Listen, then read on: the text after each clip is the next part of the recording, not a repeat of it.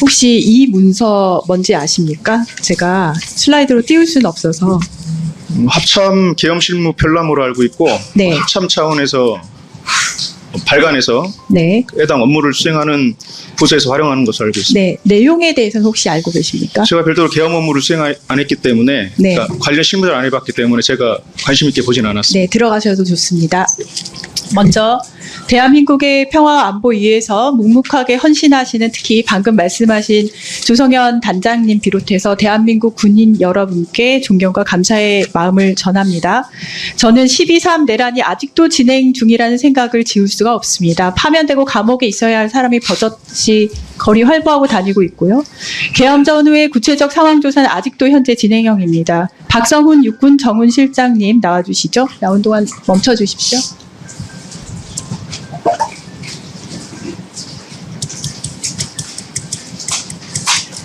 네. 네, 12.3 계엄 당시 계엄 사령부에서 본인이 맡은 직책과 임명된 시각 답변해 주십시오. 관련된 어떤 직책이나 임무를 부여받은 적 없습니다. 부여받은 적이 없습니까? 네. 그렇다면 보도자료는 잘못됐습니까? 어떤 보도자료를 말씀? 본인이 임명이 됐다는 보도자료는 잘못됐습니까? 보도자료를 낸 것이 없는 것으로 알고 있습니다. 다시 한번 확인을 해주시기 바랍니다. 자, 계엄사는 9개 조직으로 구성이 됩니다. 당시 계엄이 급박하게 진행된 탓에 치안처, 법무처, 구처 등 다른 직책은 채워지지 않았어요. 그런 가운데 윤석열이 보도처장부터 지금 나와 계신 분을 임명을 하게 됩니다. 본인은 지금 거부를 하고 계시는데 지금 증인으로 나오셨나요? 참고인으로 나오셨나요? 증인입니다. 네. 답변을 잘 하셔야 됩니다. 국회 통제의 다음 수순이 언론 통제였을 수 있겠다라는 지점입니다. 조금 전에 제가 단장님께 보여드린 이거 계엄 실무 편람 여기에 대해서는 내용을 알고 계십니까? 아는 바 없습니다. 아는 바가 전혀 없으세요? 그럼 알려드릴게요. 지금 유독 보도처장만 먼저 임명된 것은 보도처에 특수한 역할이 있다고 보는데요. 계엄 실무 편람을 보면은 보도지침 작성해서 언론사, 방송사, 보도 통제하고 보도 검열단 만들어서 대한민국의 모든 언론, 출판, 보도 사전 검열하는 역할을 한다고 합니다. 보도 검열단이 뭘까 보면은 94페이지에 보면은 제가 읽어드리겠습니다. 보도 검열단은 하부에 여러 가지 반을 만드는데 어떠한 영역을 다 조사하게 되고 사전에 차단하고 하냐면은 신문반, 방송반, 통신반, 외신반, 출판반, 공연반, 전시물반, 음반류반, 사이버 검색 대응반.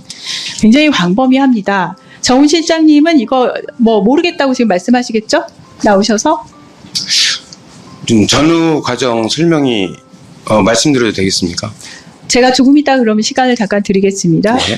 보도처장으로 임명됐다고 저는 여러 가지 채널을 통해서 그리고 보도자료를 통해서 접했습니다. 지금 계속해서 임명된 적이 없다라고 모른다라고 말씀하시는데 그렇다면은 시점 이후로 윤석열, 김용현, 박안수로부터 어떤 지시도 안 받았다고 말씀하실 수 있죠?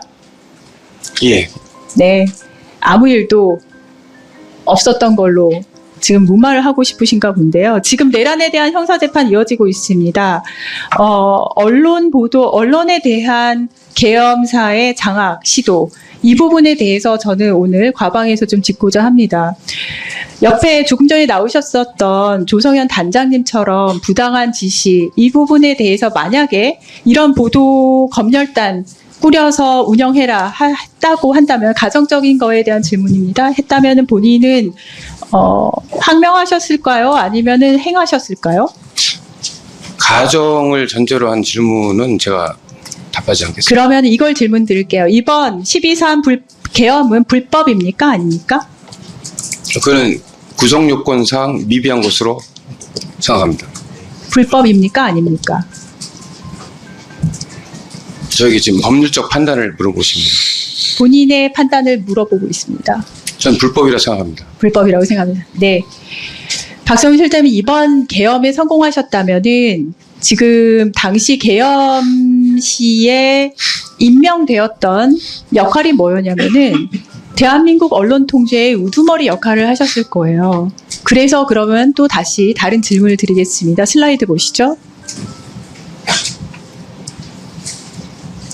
합동참모부 계엄 실무 편람 여기에는 뭐가 나와 있냐면은 출판물의 폐간 또는 언론 출판 기관의 폐쇄 등은 언론 출판 기관의 존립 자체에 영향을 주는 조치이기 때문에 특별 조치의 한계를 초월한 것이라고 분명히 명시를 하고 있습니다. 정 실장님 그냥 이것만 보고 이야기를 해주세요. 방송사가 전기 없이 방송 송출할 수 있습니까? 네, 없습니다. 신문사가 전기 없이 신문 찍어낼 수 있습니까? 없습니다. 필사할 수 없겠죠. 언론에 대한 단전 단수 지시는 사실상 언론 기관을 강제 폐쇄하는 행위입니다. 윤석열의 MBC, JTBC, 한겨레, 경향신문 단전 단수 지시 있었습니다. 이건 알고 계시죠? 모릅니다.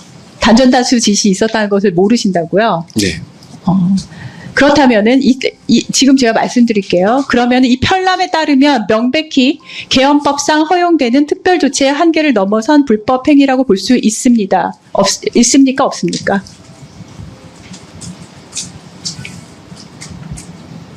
대답을 안 하실 건가요? 아니, 질문을 다시 해주십시오. 자, 윤석열이 MBC, JTBC, 한겨레, 경향신문 단전 단수 지시했습니다. 이거 지금 보고 계시는 편람의 내용에 따르면 명백히 지금 이 편람에서 얘기하고 있는 계엄법상 허용되는 특별 조치의 한계를 넘어선 불법 행위라고 볼 수 있습니까? 없습니까? 넘어섰다고 볼 수 있겠습니다. 불법입니까? 네, 그렇습니다. 네, 잘했습니다. 저는 계엄 시 방송사에 대한 계엄사의 조치 사항은 바로 언론 통제의 현장이었다고 봅니다. 나와서 지금 불법이라고도 말씀하셨습니다. 내란의 언론장악 시도의 전후 내용이 더 명명백백히 밝혀지기를 바랍니다. 이상입니다. 저한테 쓰시죠. 일단 제가 그 전 정훈 실장한테 11시 반쯤에 비상 소집해서 본부에 들어와야 된다라고 했고, 그 다음에 1시쯤에 유권에 도착을 하였습니다. 그리고 그때 받은 지시는 그 전 총장님께서 그 부실장급하고 차과장급 두세 명이 합참으로 지원을 해달라. 그래서 증원요원으로 서울에 올라가야 된다. 3시쯤 준비가 될 것 같으니까 준비해라. 이거였습니다. 그리고 그 나머지 부분에 대해서 어떤 직책이나 그다음에 임무를 부여받은 적은 없습니다.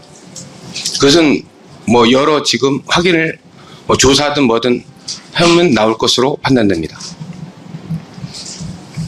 네, 들어가십시오.